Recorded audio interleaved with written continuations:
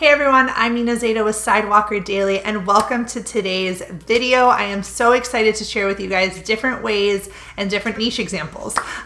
Really what I do is I work with brands on their influencer marketing and I work with influencers on their business strategy so that they can work with the brands and pitch effectively. And I think getting niche is something that so many creators online struggle with. So if that is you, you're gonna wanna make sure to check out the other two videos that I've done on this topic, which you can see right here on the screen.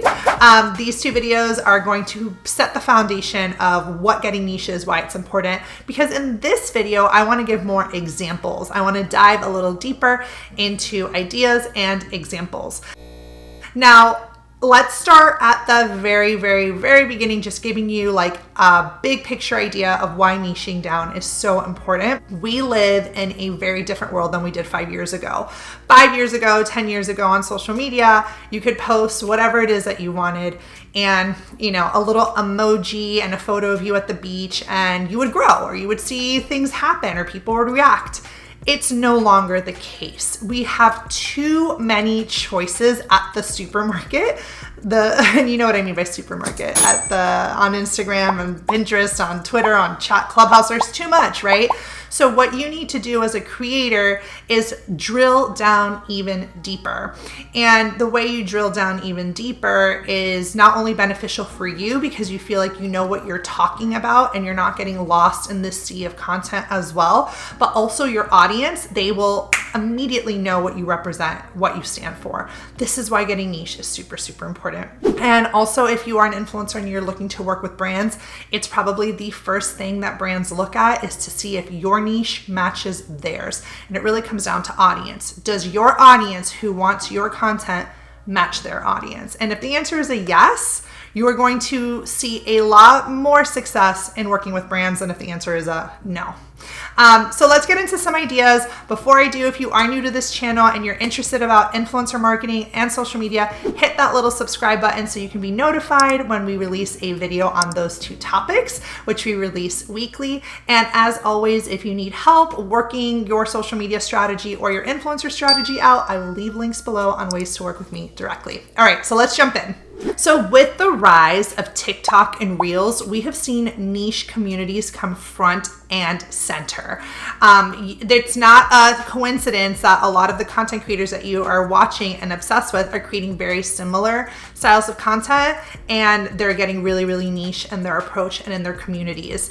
And it's funny because back in the day, Facebook was kind of the place to find niche audiences. Like literally if you wanted to find a group of like orchid farmers in South Dakota that also like peanut butter, I don't know, you could probably find a group on Facebook. Facebook was the king of niche groups, but we're seeing more and more niche groups into Instagram and TikTok now. So I think this is setting up why niching down is important, because this is the type of content that is happening everywhere in the social media world. So my first big thing that I've noticed in the industry is that professionals and experts are tapping into niches as well. So what this means is you know, even us, Sidewalker Daily, right? My company works with different brands on their influencer marketing.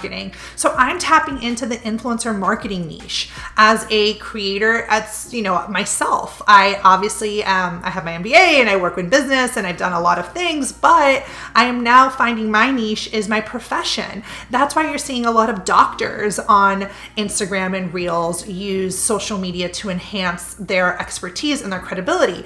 I've seen like literally lawyers on TikTok give like divorce advice in like a fun TikTok dance. People that don't know what their niche is, they're like, I want to get on social, but I don't know what to talk about, or like, what do I do? Well, what's your profession? Start there. What do you do 9 to 5 every single day? What are you an expert in? And what do you want to share with the world? I'm going to show you guys an example. So this was the example I was talking about earlier. Lawyer Kelly, she's a California divorce attorney. She talks all about family law. She creates tons of engaging content. She has over 300,000 followers on TikTok, all leaning into her profession as a lawyer. Let's look at this example. Leading causes of divorce.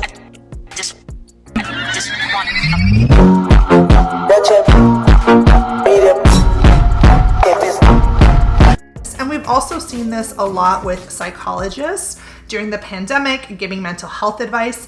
But this method isn't just limited to doctors or degree holders. Let me show you guys a beekeeper, Erica Thompson. She specializes in bee removals and educates her audience about bees and their importance. So this is really cool because we're now seeing like people use their professions to really dive deep into their niche and to, use social media to advocate what they want to share. So we can see right here, Texas Bee Works, her entire page is used to share with the world her profession, her expertise, and her advocacy on safe bee removal. Now, in the beginning of the video, I talked about drilling down. This kind of leads to my second big trend that I've seen in the niche space when it comes to different niche ideas is crossover niches. So example, you can't just be travel anymore. There are so many niches within the travel niche. You need to find the one that works for you. So like, for example, do you talk about sustainability travel? Do you talk about couples travel, adventure travel?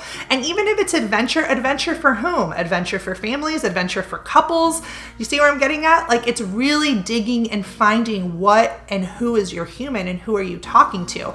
And a really good example that we've seen in travel is the points guy. I'm going to share with you my screen so you guys can see his account. He does a great job because he's been able to differentiate himself in this travel world by showing you how to travel the world on points. How cool is that? So he is definitely an expert in our field, and all his content is dedicated to focusing on points travel. This was considered super niche when he started, and look how well it's done him now.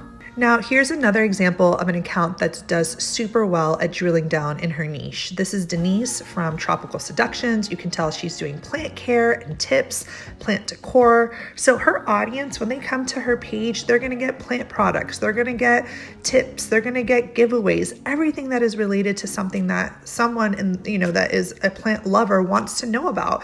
Even her reels, they're super engaging, and they're really created with her audience in mind. And I love how she's been able to take a niche, such as plant care, and make it engaging and human and fun from her IGTVs. And she even has guides as well. So well done. If you're looking for a niche idea and still kind of stuck, the third tip is, what are you passionate about? What could you talk about day in and day out and be super excited? Believe it or not, there are communities that also want to talk about what you want to talk about, no matter how obscure or weird it may seem. For example, we have this YouTube channel, SJ Strums, has an ever-growing YouTube channel that talks just about baby names and being obsessed with finding baby names. Well, guess what? Pregnant moms were tuning in, and there's also an entire community just dedicated to baby names. And not only is she doing baby names, now she's jumping into other things in the baby mother teaching world, right? Like, we're starting to see how to teach kids manners and respect. And she's able to branch out, but she started off super niche. And this is what got people really excited about her account. You can also see very similar. We have Overglow Edit. She turned her love of manicures into a thriving online community. So she really just focuses on all things nail polish, hand care. And while she is a part of the larger skincare and beauty community, her niche sets her apart from others. So you're able to see that like she has really found her spot in this world by being really specific on what she talks about. My fourth niche idea I want to share with you guys is anything that's really fandom focused or like genre focused. So for example, if you were an avid Tumblr back in the day, you're gonna love this. In the literary world, there are like micro genre communities, right? So like avid book readers who love learning about one genre, right? And you can see this in content that's being spread. I'm going to share with you guys my screen, this account, Powered by Books. You look on their reels and they are really sharing you like all very binge-worthy reading, business books, readings essentials, books on money, books on habits, books on stock investing. I mean, someone who is an avid reader and interested in this genre is going to love, learning about this. And one of these reels already has 1.2 million views. So you can really find a niche in that fandom world that in that genre that you are really interested in sharing more about. There are very hyper specific communities, but it's not just limited to social media. And we're seeing the same thing happen with accounts that are on books, music, video, celebrity, sports, meme accounts. That's how all these accounts popped off, because they're very genre focused, but also could be very like fandom focused. I'm sure you've seen like pages for like The Bachelor, or like things that are very specific to one niche. Another big idea for you, if you're still struggling finding your niche, is figuring out what is your skill set and what are you good at? And then again, doing a little bit what we talked about earlier, drilling it down even further. So this account, an example of this is this home chef, Jake Cohen. He obviously has a talent for cooking, but now as a Jewish man, he really wanted to focus on Jewish recipes. So this set him apart from other chefs because this was his lead-in. He was leading with a very specific audience. And now, even in his bio, like nice Jewish boy, always hungry, my new cookbook, Jewish, out March 9th. He's really focusing on his skill set, which is his love for cooking, but also to a very specific type of person who is also interested in this type of food. And this is a really, really good way to not only show off your talents, but show off what it is, who you are as well as part of the brand identity. So I hope these niche ideas gave you a good place to start so that you saw those examples and saw what I mean about how to really get your niche figured out. Of course, if you guys need any help, I'm happy to jump on the call with you and figure it out together. I will leave a link below so we can do just that. If you like this video, if it helped you, let me know. I love reading my comments. They mean the world to me. So leave a comment, like the video, subscribe to my channel, and I will see you in the next video.